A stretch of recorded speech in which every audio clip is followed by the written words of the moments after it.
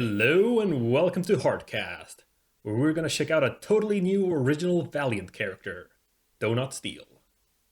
I'm Humphrey Erm. And I'm Christian Claus. Lifeline, give me Divinity. Alright, well, first of all, it's a new character. And who isn't a spin off or, some kind of like solo title from a different book. Okay. So, thoughts on that?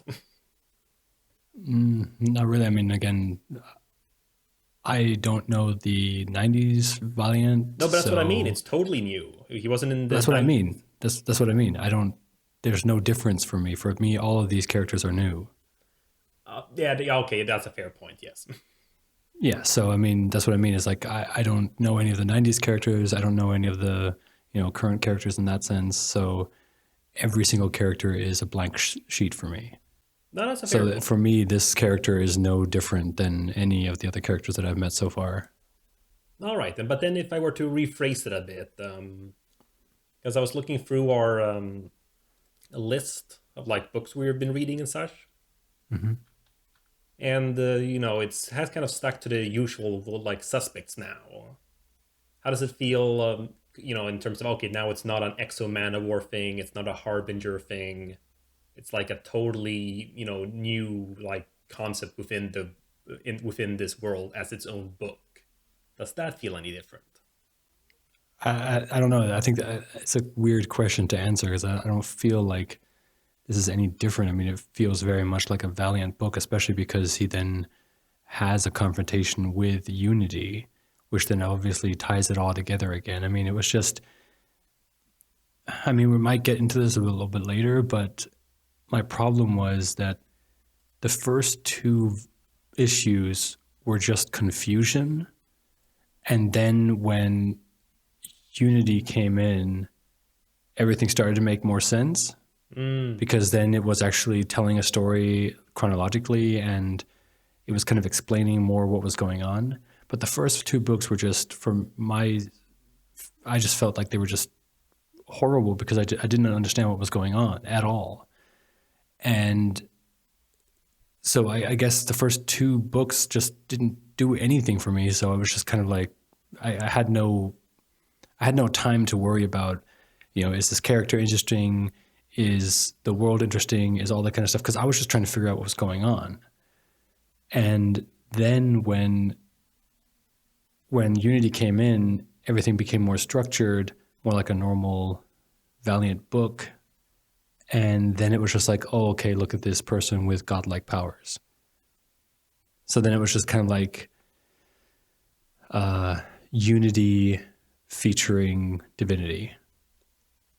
So Mm. then I don't think there was like any point was like going like, oh, look at this interesting new character that we haven't met yet. All right.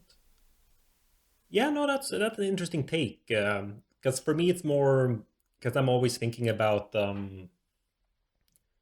what's called. Well, I can't help but compare, with Marvel and DC and such, and that's like the trickiness they have in terms of coming up with new characters that aren't, oh, it's a new Green Lantern, but it's the same kind of power set, Right. or like, oh, it's Bat, whatever.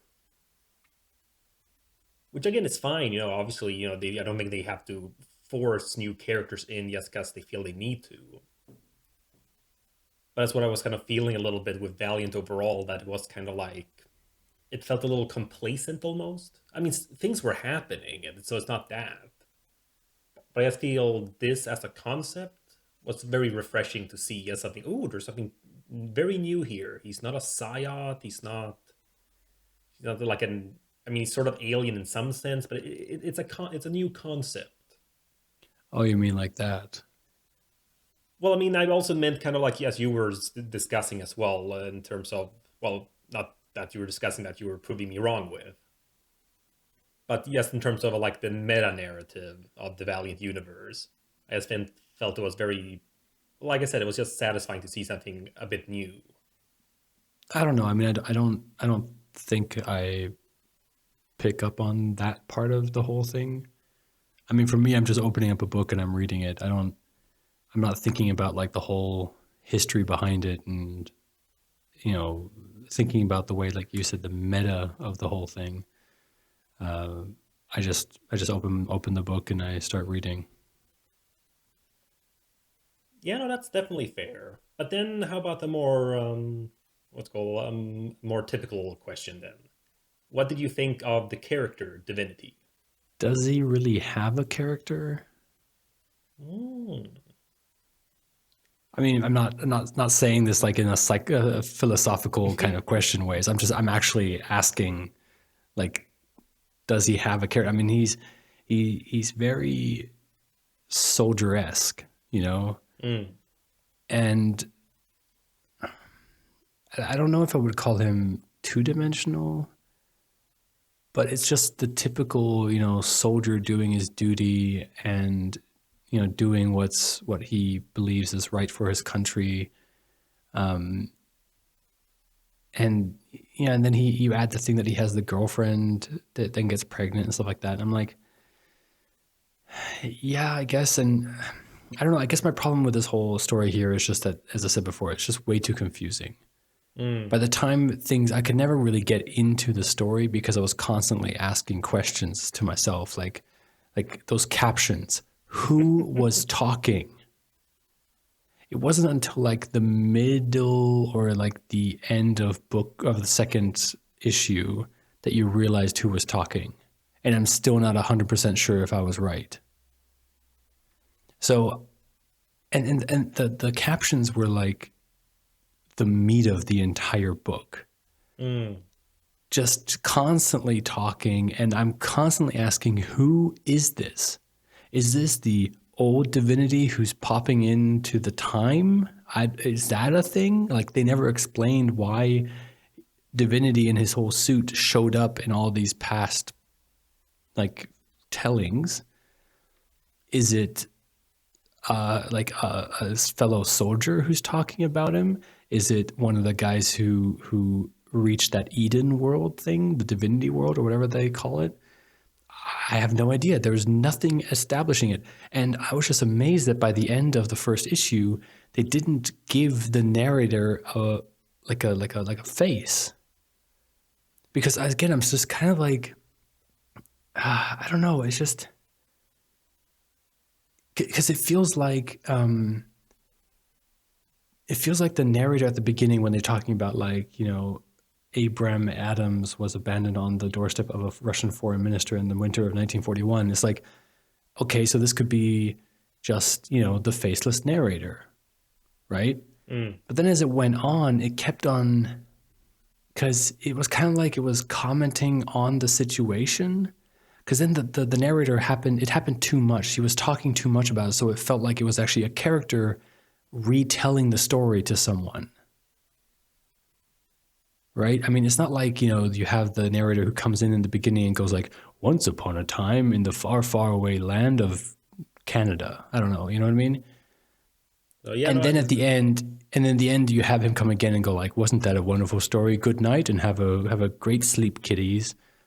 This was like, it was a guy explaining to someone in universe what happened to this character. mm. And it just bothered me that they never put a face to him in the first issue. Because if I had just read the first issue without wanting to read having the entire volume, I would not have bought the next issue because I would be left completely confused.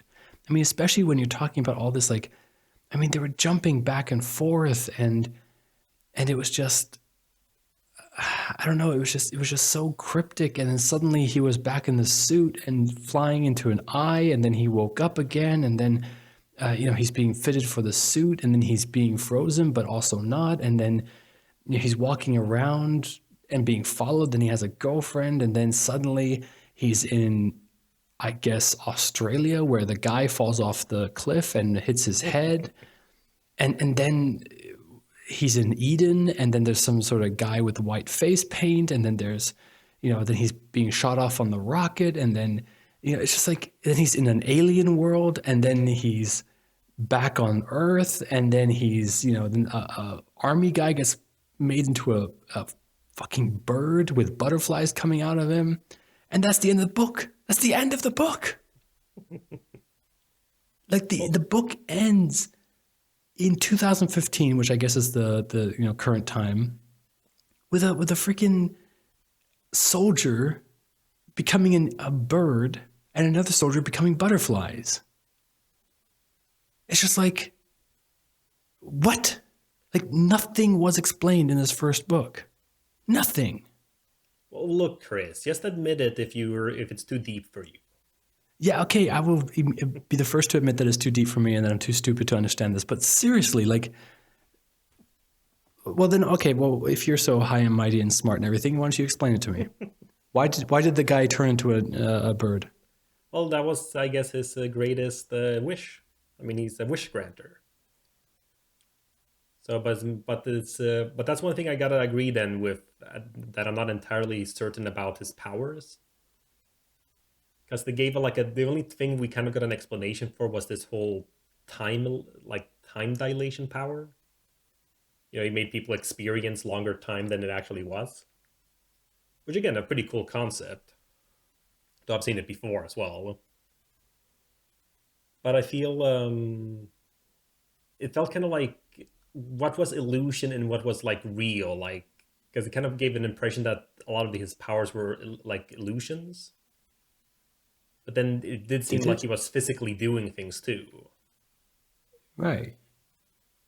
And again, and I was called. I mean, I was just making fun of you before there. So, but I agree, and I actually wrote that down as a little bit of a point here because this book got a lot of praise when it came out.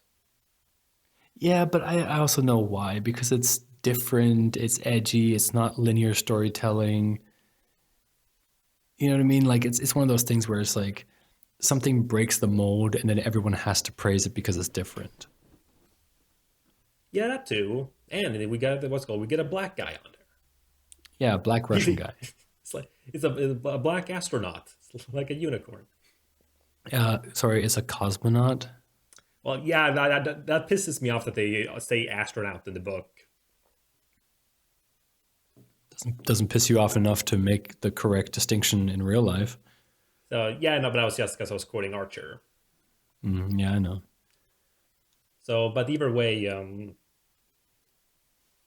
but in general, I gotta say my own like feelings, just in general, like after having read it again now, just kind of like, like I like, as I said before, I like that he's in the universe now, but as a story in of itself, it's not that great. But I was called relatively recently read the sequel, so a few months back. So like the trade on the Comixology, and that I liked a lot better.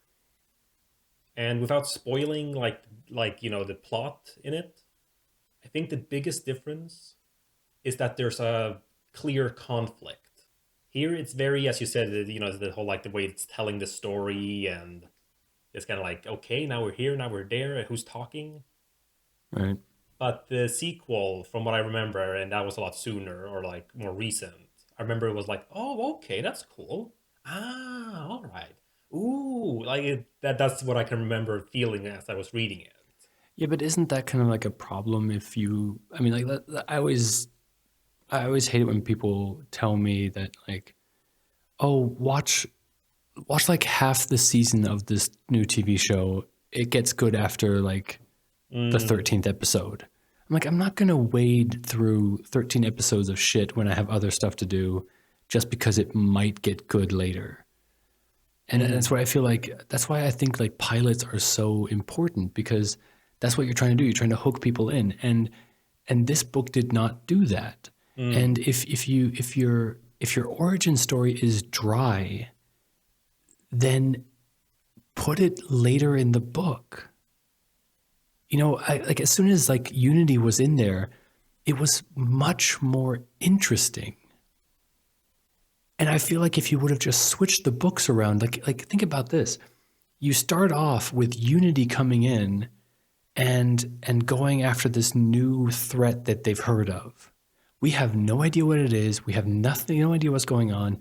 And then suddenly they see this person, like this black guy with a CCCP cosmonaut suit on, having these magical seeming powers, and we have no idea what's going on.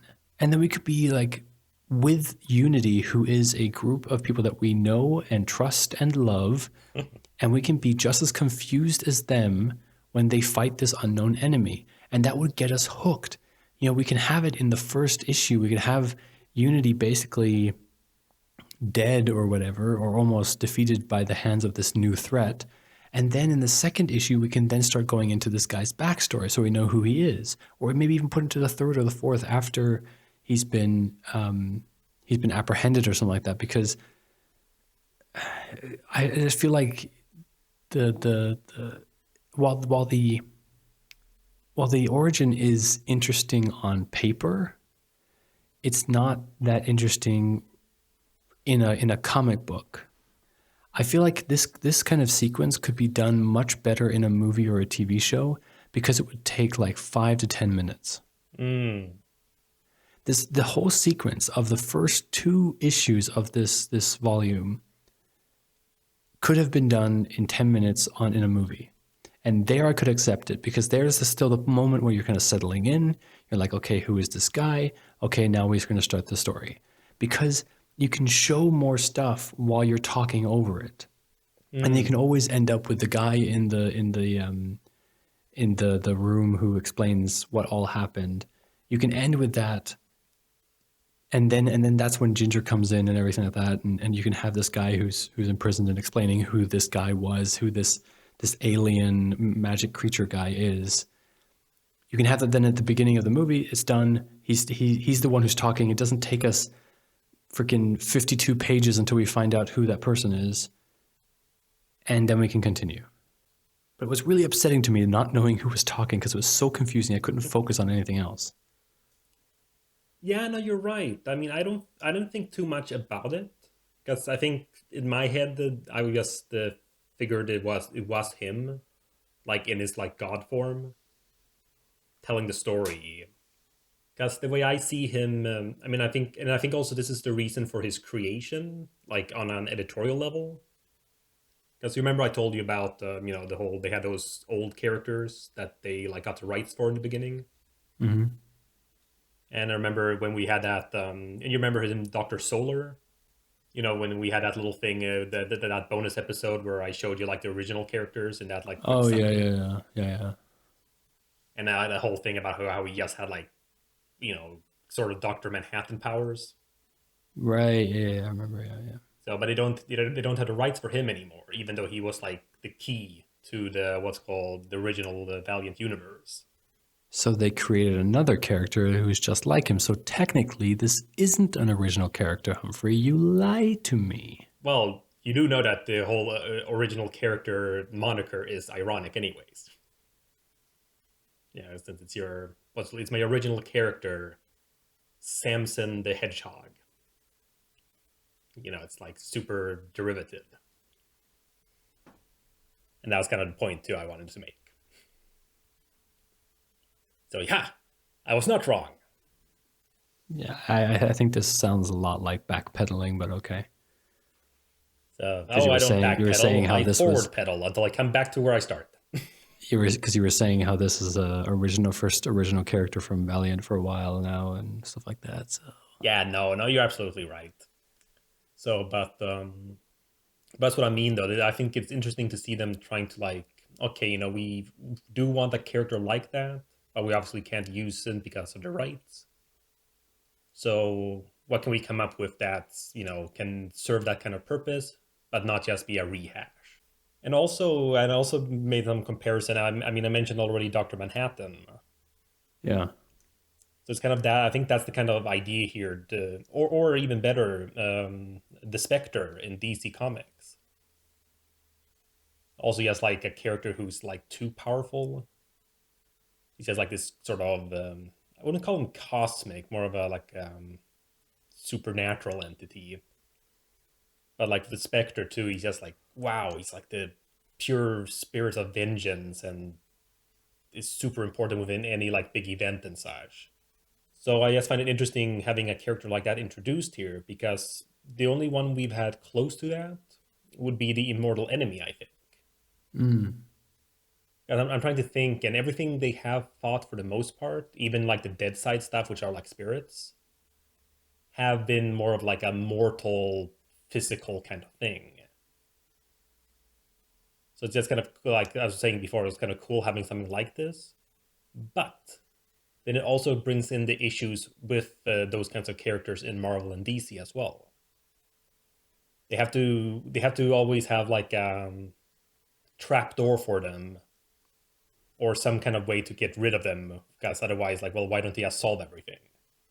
Oh yeah, of course. And that's kind of how this one ends as well. Okay, we captured him in a bubble where he's just reliving memories he never had or like that he wishes he had, which again is great and such, but just kind of is that issue when you have a character like that. It just So did they literally just like catch him and put him into a bunker so that they can release him when they need him? well, you'll see in the sequel. Wait, you said it was a sequel recently, so is the sequel like 2017? No, actually, I have it open here because I was making a list for our later comics.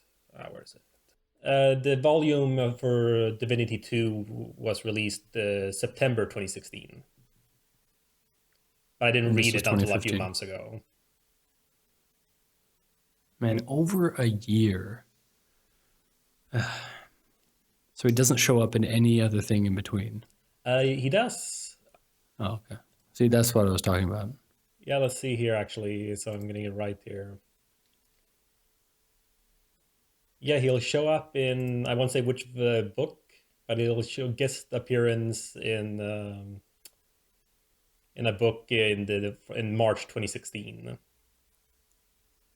And there I think there I like his presence as well. I remember because it made sense and the what's called the back and forth between the main character of that book and him like worked really well. I think it was like a nice kind of like butting heads. Mm. Again, it'll be a while till we get there, but It's probably Exo Man of War or something. oh, you'll see. No, I'm just thinking that as a comic book creator or maybe as an editor of a universe like this, like Valiant Universe or DC or Marvel, why would you, with the like, because Valiant is like a newish publisher now, Mm. like why would you make the mistakes of DC and Marvel and introduce a character like this? All the characters that we've had so far, except for we have the spirits and stuff like that, but why introduce this all powerful character that for all intents and purposes we can't necessarily kill? Well, two reasons I can think of, like narratively. One is to have like a way to open things up for more big cosmic events, and I think he can be a shortcut to it. Like perhaps the thing that he was at where he got his powers wants revenge or something. Again, I don't know. Or he himself like causes something to happen, so he's an easy catalyst for certain events now. And secondly, I think he'd be good for what I believe the what's called TV tropes calls the Worf effect. Okay. So it's when you have a character who's just there to get beaten up by the villain to show how much of a badass the villain is. Ugh. So I think again I don't know. Again I've only read the sequel to it, and there's a event sequel to that one. So, but the thing is, I think that could be something they could do with him then. Like, okay, we have this cool, powerful character, and then sometime in the future, when they decide to come up with some other like cosmic planet-eating force, there'll be something where like Divinity, oh, I sent something out there, and he'll teleport over there, and they'll like Yeah, but that's fight, what and then he but that's loses, and what I then we mean. realize it's terrible. Yeah, but that's what I mean is that I feel like creating some kind of character like this is begging.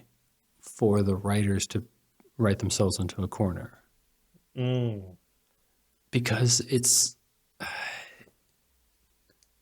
because again, when you start talking about like these cosmic huge things, I mean, like maybe someone had this idea like, oh, let's get an event where something like these world-eating galaxy whatever things come and attack Earth. It's like, yeah, but how's a ninja and a sword wielder and someone with a cool suit gonna beat that? It's like, oh well, let's create a character that can beat it. And now they've created their Superman and they don't have a kryptonite for him. Mm. And I feel like it's knowing what we know now. I mean, obviously you can't mess with the past. I mean, you can't like mess with Superman now because he's such an icon. But my thought was just like, why would you create a Superman? Because you won't be able to, in that sense, handle him. Because then you're going to get into that same problem that a lot of people have with Superman is that he's just too powerful. And then when you have him, confront, I mean, everything's connected. That's what I mean. Like, you have your best writer tied to your worst writer with continuity.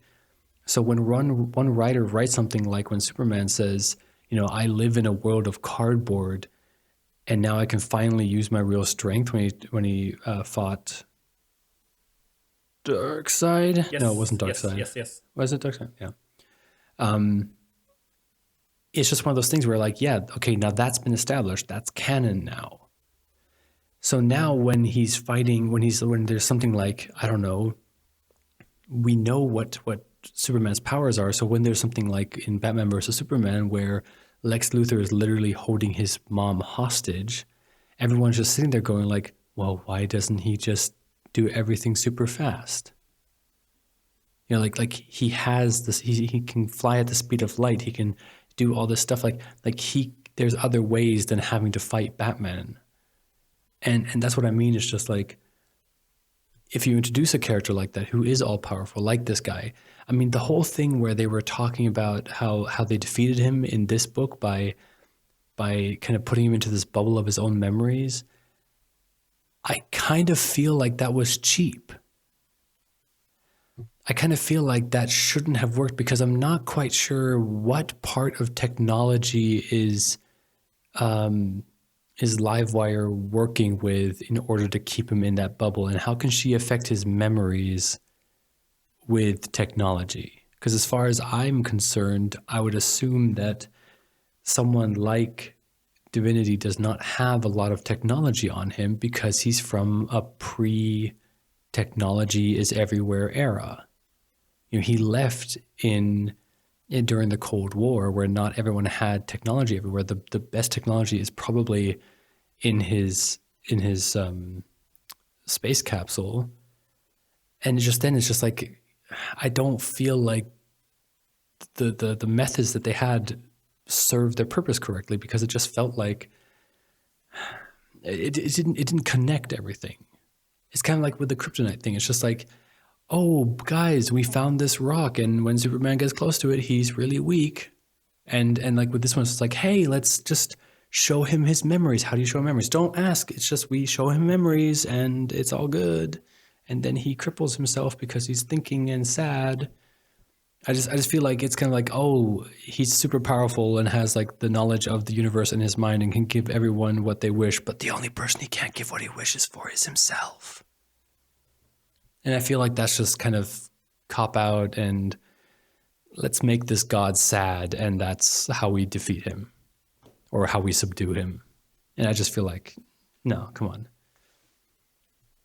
Yeah, no, I mean, again, I think your points are all fair and valid. None of them, I mean, and they tend to be. So, I don't know. I mean, I was double checking to see if they explain it more, and the only kind of like technobabble we get is that digital recordings of his wife and daughter are working.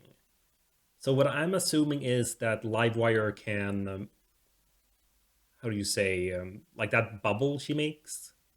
Like, I Yeah. think it's some kind of like digital bubble of some sort that then can like holographic projections of what she's sending him. I mean, Yeah. again, it still feels very, even though like I could imagine Livewire. could do something like that if she has maybe some other machine she can control. But yeah, it does feel kind of suddenly, oh, let's make this super bubble thing. Right, right. So I agree with you in that sense. Though honestly, I mean, then as I maybe if it was differently like paced, so that we if we would have had more time or more pages where they could explain a little bit more, or where they could go over their plan of action or something like that, because it feels like something like this is very. It didn't feel like they knew what they were fighting or what they were going to go up against. So having a plan like this, where they're like, we're going to close a bubble around him and then show him videos of his dead, family, it feels very improvised. It feels very much like Livewire kind of found these images of his family and was like, oh, maybe I can play that, and then but then it doesn't explain the bubble. It doesn't explain where that bubble comes from, because it feels like the bubble was intentional, and the whole thing about like Ginger flying in and taking it along also felt very coordinated, like if like Ginger exactly knew what we are supposed to do. And I don't know. no, I mean, again, I can agree with you there. But as I was kind of saying, since I said I really like the sequel, so I would say this is the Batman Begins to the later Dark Knight. All Not saying right. that Batman Begins is bad, but just it sets things up so we can get that we can hit the ball or hit the road running. Is that one or? Hit the road running, but then technically that's what Batman Begins should have done. Yeah, no, of course, but Because even Batman Begins is the slow jog to warm up before you start sprinting for Dark Knight. yeah, but that's what I mean. That it's And then whatever what was what was the last one called? Dark Knight Rises. Dark Knight Rises, and then Dark Knight Rises is when you've sprinted too fast and now your legs are cramping up and now you can't walk anymore. So you go back to like not even jogging, you're just kind of slowly moving along because your legs have filled up with acetic acid and you're just lactic acid, and you can't move anymore. Yeah, no, Sports metaphors. yeah, no. Again, it's all what's all fair to say about it. Like I said, I wasn't actually that happy reading it either. As a story. Right. But I wrote down this thing as well because you were mentioning how you would have preferred it if Unity was introduced from the beginning, like almost switching the issues around. Yeah. I honestly think they kind of what's called they kind of shot themselves in the foot for both types of audiences here. They kind of lost you as the Valiant fan. Because sure, it's a new character, but we don't really get anything that implies it's the Valiant universe until Unity's introduced. Right. And for let's assume that, because again, this was a really highly praised book. I remember when it came out, I was on all these comic websites. People were really like, "Oh, it's so philosophical and deep," Ugh. and the thing is, I think that's might be one of the reasons why they started it off as they did with the first issue, because they didn't want to sure they have one character, Divinity himself with his suit, but I don't think they wanted to muddle up the story with oh, suddenly we have Exo Manowar and Ninjak. Mm.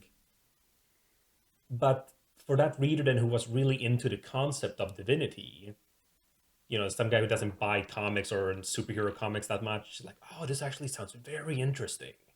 Mm-hmm. And then they, oh wait, what the hell are these guys? Right. So you're kind of disappointing both potential audience members. Yeah. I was thinking it'd be kind of interesting if those two cosmonauts that got lost in that whiteness or whatever out in space, that could be kind of cool to see.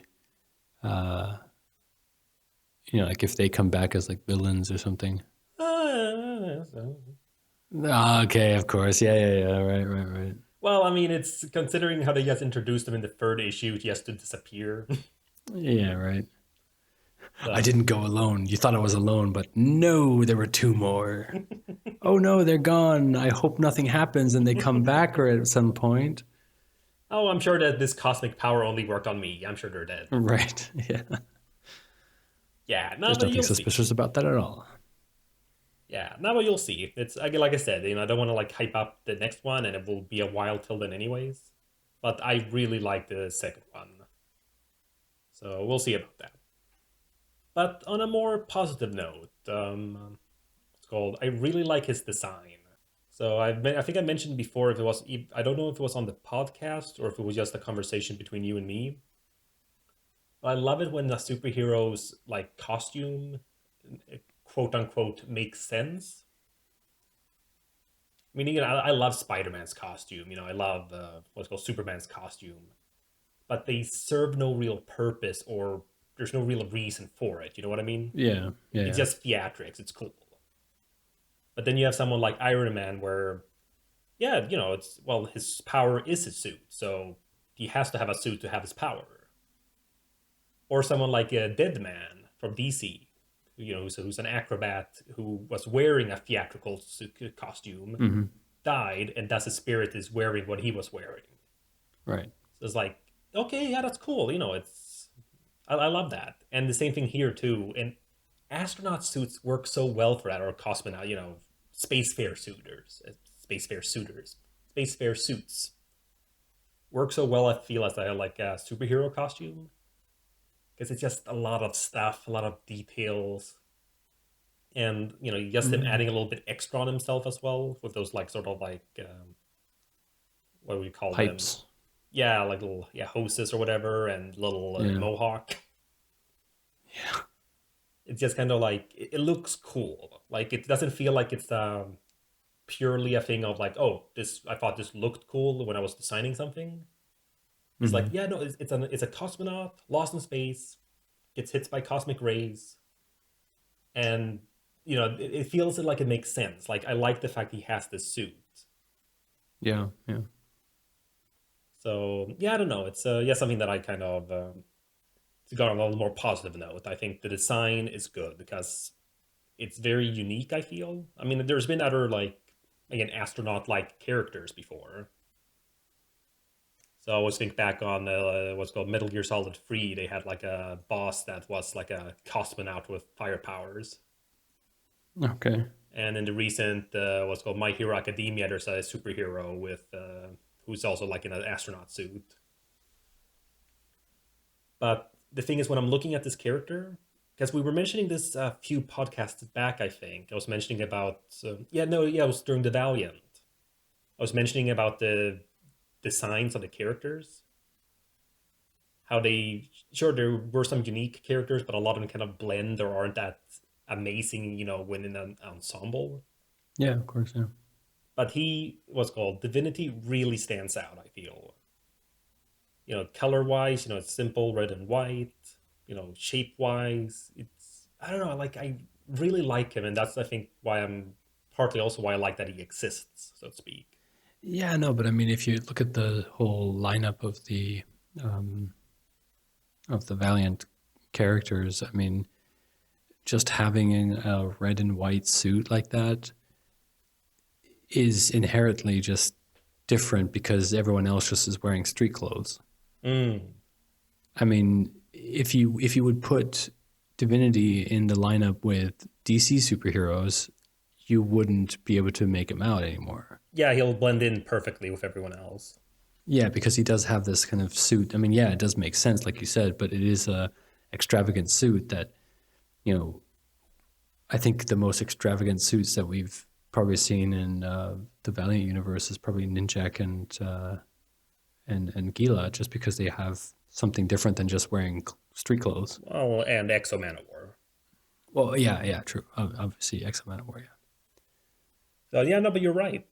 Because yeah, other characters have a little bit more uniform wise, and even then, like Bloodshot, sure he has like the color scheme, that makes him Yeah, easy but to he's still spot. wearing street clothes. I mean, obviously, if he takes his clothes off, then that's where you see his design. But he's just wearing cargo pants. Mm. Always an excuse to I take his mean, shirt off. the good thing about Valiant though is it's very easy to cosplay. Yeah. Heck, I can. What's called even characters or even cosplayers like me can has characters that I can choose. Armstrong. Yeah, right. So You're just gonna have to learn how to drink, though. no, that's it's not a Mister real sips on costume. one Why should I beer. drink real alcohol? Mister sips on one beer for the entire night. Doesn't even finish it. I can't remember if I did or not. I probably purposefully didn't, so I wouldn't have to so people wouldn't ask why I don't get another one. Anyways, yeah, I think I don't think we talked about this on a podcast, so that's total inside joke right there. I can just explain it. Humphrey went to a party in a bar, and he had one beer the entire night and kept sipping on it, nibbling on it like a baby on a teat. And he just like took little sips of beer every now and again and didn't even finish a bottle. Yeah, that's right. That summed it up. No time to explain. Actually, that pretty much explains it. But yeah, it's yeah. I mean, I don't know. I mean, I think we're kind of not at a loss for words, but to maybe prevent ourselves from doing the usual kind of repeating ourselves. Is there anything else you'd like to bring up or so?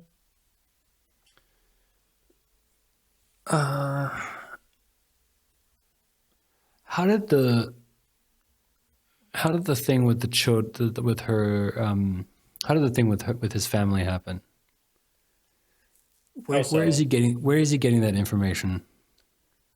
Oh, you mean like where Livewire gets the digital recordings?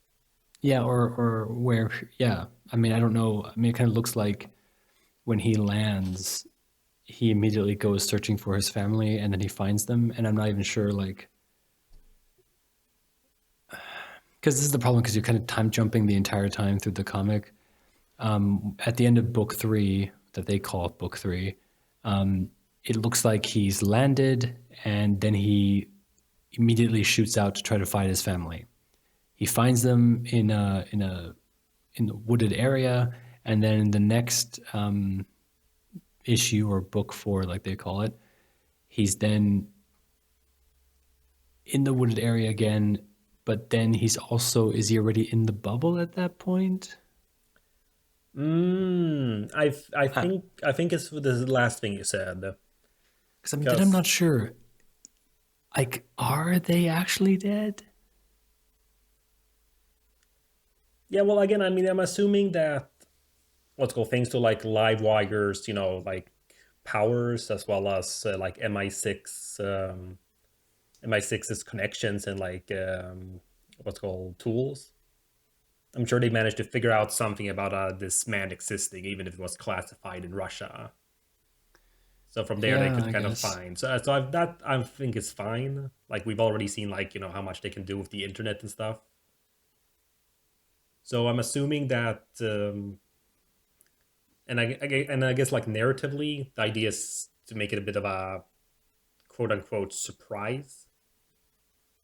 But it's that kind of issue that you mentioned before with when it's both like back and forth in terms of time, but also in Hmm. something like this, then where the perception of reality might not be correct in the panels.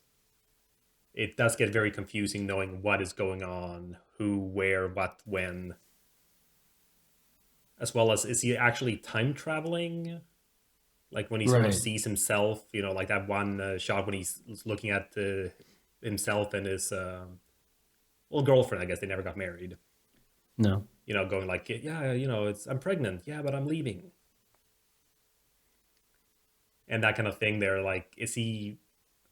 As again, it's one of those. I guess some people would see that sort of a nitpicky distinction, but there is a big difference between traveling back in time and like what's called like astral projecting yourself back in time. You know what I mean? Yeah. Because I like both concepts because the astral projection is kind of nice as just a observer, like in its sort of tragicness. He can observe all his bad choices or Hmm. whatever, like his regrets, but he Yeah. can't change anything. So that's kind of nice, but it's never fully clear. Though maybe it's on purpose a little vague, so they don't limit his Maybe. powers. But that's again the problem. It's just like it wasn't mystery anymore. It was confusing because they started it before you even knew what his power set was. Mm. And also adding to that with the caption, and I'm going to nitpick here right now because I kind of noticed this while I was scrolling through the pages again while we were talking. I thought I might have been wrong because I was reading over, or it's like, scanning over the pages where he's in space, and the captions were there again, but they were always talking about, I did this, I did that. So I was like, oh shit, were the captions actually, were they actually him, like even from the beginning? So I scrolled to the second book or the issue, and they literally used the same design of the caption for two different people. And I know this is like a horrible nitpick, but usually, and I'm not sure if this is normal in comics or if it's just certain comic, distributors who do this or whatever. But I had that feeling that every character has their own style of caption, so you know who's talking. Right? Yeah, it's no, you're right about that. I don't think it's I definitely think it's something they should do. Yes, because it is practical, and also yes, like visually it's kind of nice. I know the Batman and the Superman team up books from like the 2000s did that. So you'd have like yes the logo in the like background of the caption. Right, right. Or it's like red and blue and black and yellow or something like that. Yeah, yes, something that makes it clear that okay, now it's this guy again. Right. And so now I'm actually looking at book 2, and yes, it is this guy that is being questioned at the end who is talking. Or no, not at the end, sorry, in the middle. It seems to be that guy who got healed, the old guy, the blind, with one eye blind. If you go to page 50. 50, yes. What about 50? Yeah, so this is the guy who's talking. Because if you go then to page 52, you can see that he's being interrogated by some people and he's kind of finishing off that story. Yeah, you're right. Yeah. Yeah, and he's with Divinity. Sorry, he's with Unity. You can see him. He's inside Ginger. No, you're So that absolutely right. And then so later that's on, where they got all the information about him. Of course. See, both of us missed this. well, not like missed. I mean, we obviously read it, but yeah, you're right. Yes, but we didn't make the connection there because we didn't see. Because I was just looking at it like, oh, okay, he's just in a red room, a dark room. I didn't know why Ginger was even there. I was constantly confused. And then now that I'm looking at the third panel on page 52, there's Livewire. Mm.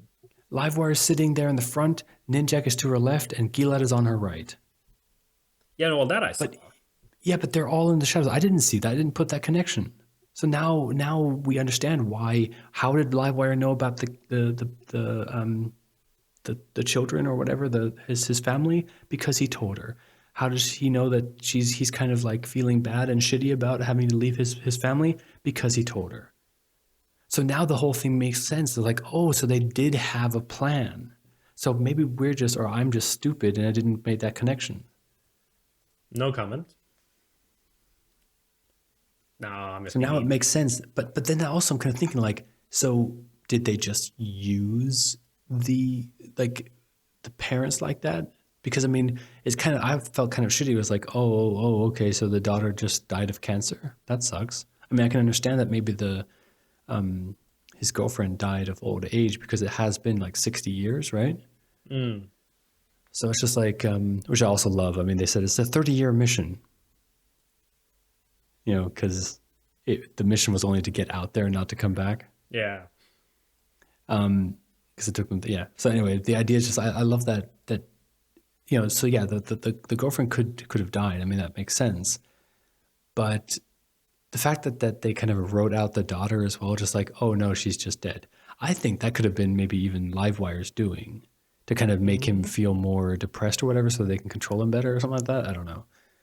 But I Yeah, feel like because it's if they just kind of, can, yeah, because if they tell him that they're all dead, then he won't have a reason to look for them and maybe causing more of a disturbance. right, right. So I think and it would be also nice to have like, because that would be also an interesting plot point, later in time to be like, Oh, remember your daughter that we told you was dead? She's actually alive and she's has a white boyfriend. What? No, never. I don't know. I don't know if that's the thing. Yeah, again, I don't think we need to like force it longer in that sense. I mean, we've kind of almost reaching an hour now, anyways. Hmm. It did feel like we were kind of struggling at the end.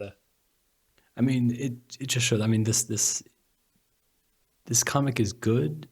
The idea is good, but it's just for me, it was just way too confusing. It paced a little bit weirdly, and I definitely wouldn't have picked up issue two after the Mm. first issue. So I guess that's all I have to say about it.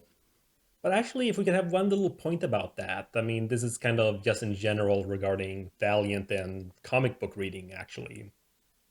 Because you mentioned that many times, especially in the beginning, whether you would continue reading it or not. Well, yeah, I mentioned at the beginning because we were actually having issue ones. I mean, we haven't Yeah, had issue one for a long time. yeah, exactly. But I'm just thinking here then as reader slash consumer kind of thing. Is it beneficial that to have this kind of quote unquote blind trust in the publisher that you or like not just trust but also just desire to wish to read everything they have in the sense of that you do get to experience a lot of different things without being like too quote unquote picky. Did it make sense? I kind of think I understand what you're asking. Um, I don't know. I mean, let's say, how do I answer this? So, what was your question basically? I mean, Yeah, are well, you is it asking, is it a okay, bad like thing is to? yeah, is it good, like is like do you think a read yeah, here we go. Do you think a reader has a better time, like a more fun time? And let's ignore like cost as well. Like let's assume both potential readers here have like finances to survive these like comics. Yeah, yeah. Do you think the reader who reads everything Valiant, in this case, like reads everything they come out with, has a more fun or has like a better time in the long run than one who kind of like gives up on the first issues when they don't like it? I think. I guess it depends on the publisher. I mean, I think someone like Valiant, I would have to say yes With the first guy I mentioned. because yeah, because the thing is, we have been reading everything, and there were a lot of books that I would have wanted to step away from. I wouldn't have wanted to read Quantum and Woody anymore. Mm. I would not have wanted to read Archer and Armstrong anymore. Harbinger. Harbingers, definitely.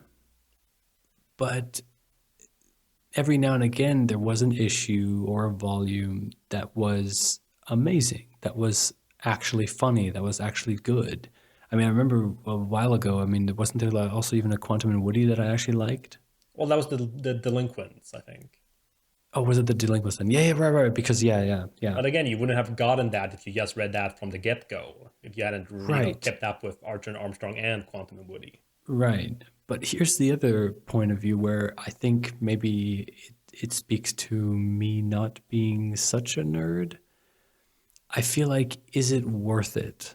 Mm. Like just talking about also money wise. I mean, obviously you said disregard the money, but from my point of view, like, would I want to pay for four issues or four volumes and then have one of them actually be good?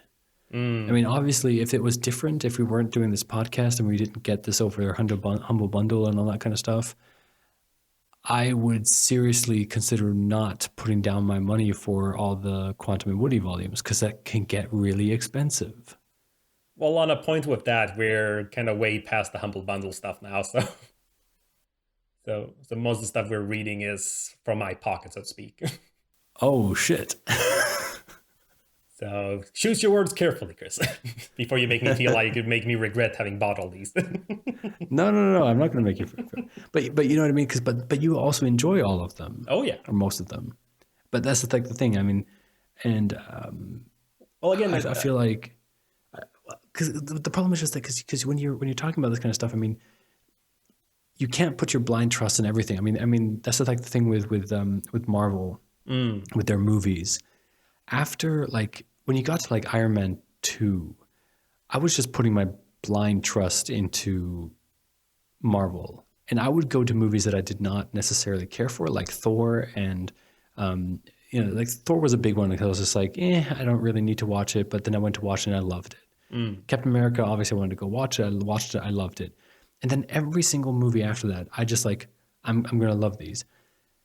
But the thing is, this also kind of died out now because I'm just like, yeah, all the movies from Marvel are going to be excellent movies, but I haven't watched a single Avengers or like a single like Marvel movie in theaters for at least 2 or 3 years. Dang. Well, because first of all, I just haven't been able to get to it, and then I just watch them on Blu-ray or whatever when they come out on Think when I can watch them at home. But you know what I mean? It's just like it's the same thing with comics. I guess it's the wrong question to ask me because I'm such a bad nerd. Where I don't have that passion for all this stuff that I'm like, oh, I need to get them and I need to read all of them. I guess I would just rely on you in the sense of, hey, buddy, is this a good book? Should I read it? And then you'd be like, yeah, it's actually better than the rest. You might enjoy it. And it's like, okay, so what happened in the 5 volumes that I didn't read? Then you'll be like, oh, this and this happened, and that's all you need to know to read this one. I'm like, cool, and then I'll enjoy it, and then I'll read it over the weekend, and that will be it. It's the same thing with the Aquaman books. Every now and again, I'll be like, oh yeah, I'll pick up when a new arc starts, and then I read the volume, and I'm like, oh, this is fun, and then I forget about it and never buy another one. And it's thanks to people like you that the American comic book industry is dying. Well, I'm sorry that I don't have that much disposable income, you single bastard. Yeah, no. Again, I just thought that was an interesting question that came up now. So, because I was thinking, because you do have a different feeling when you're reading it all, because then it is really like a whole world. Yeah, definitely. So yeah. But again, as I've said multiple times on this podcast, I would not be reading as many comics if we weren't doing this podcast. I wouldn't be reading any Valiant comics. I would probably have gone through Rai and Eternal Warrior, but also only if you would have gifted them to me for my birthday or Christmas or whatever. So there's that. But I gotta say, I am enjoying it. It's a nice bit of entertainment, and doing this podcast with you is also really awesome, and I don't want to stop it. But what I mean is, it's like I would not be doing this on my own. So yeah, no, I think that sounds just about right then. But all right. So that's I think that was a nice little insightful end to it all. Well, that was the 53rd episode of Hardcast, detailing Divinity. You can discuss this episode on Reddit, tweet us, or you can follow us on Facebook. Links are in the show notes. Also, all of our episodes are available on our hosting site, Podbean. Catch us next time for our next episode, discussing Imperium Volume 1, Collecting Monsters.